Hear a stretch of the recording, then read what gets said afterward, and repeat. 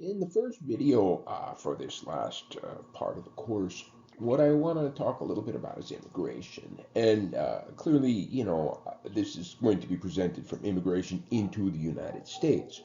The story of immigration into other nations is complex and obviously beyond the scope of what we can talk about.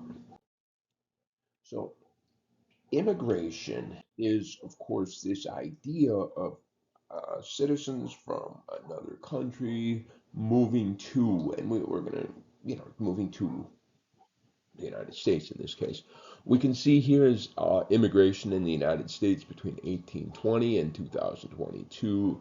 You can see there was a spike there in the mid 80s, early 90s, but you can see it's been generally on an upward trend. However, there was a big drop just prior to World War II, and that was due to some immigration policies put in place by some bad psychologists. All right, some bad psychologists who basically came to some determinations that the immigrants that were moving to America were harming the national intelligence and were making us a weaker nation. And clearly, we needed that immigration, and it has been on the rise since then. Annual number of new citizens has also been on quite an upward trend. You can see how many we have on a regular basis. Here is the number of new immigrants and what portion of the population that they fill. You can see that, of course, that the blue line, the number of immigrants has really gone up.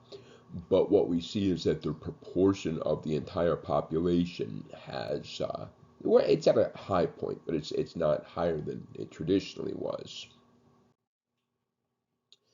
Here's refugee resettlements, and you can see right here that there was recently there's been a spike in refugee applications, but there hasn't been a lot of spike in resettlements themselves. And the U.S. policy on refugees is growing. At this current state, it is kind of ugly. I'm hoping that it changes soon. So, where do immigrants come from? You can see that the biggest slice of the pie is other. All right, so it's a pretty broad thing. But you can see if you get into the specific slices on the more right side, Mexico is clearly the dominant country for immigrants moving to the United States. Okay? But what's interesting is that why people come and immigrate. And so here we have a little snapshot of the United States versus Canada. And you can see the main reason that the United States immigrants move is family based, whereas in Canada, the number one is employment based. And yeah, there are very specific laws involved in the United States that very much limit how employment based immigration can work.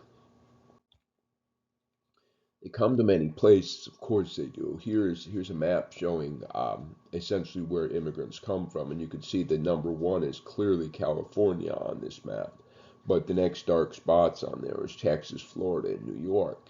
So you can see here quite clearly, especially when we start looking in individual counties. The biggest county with immigrants is LA, Miami, and then comes Harris County, and I think that's Houston.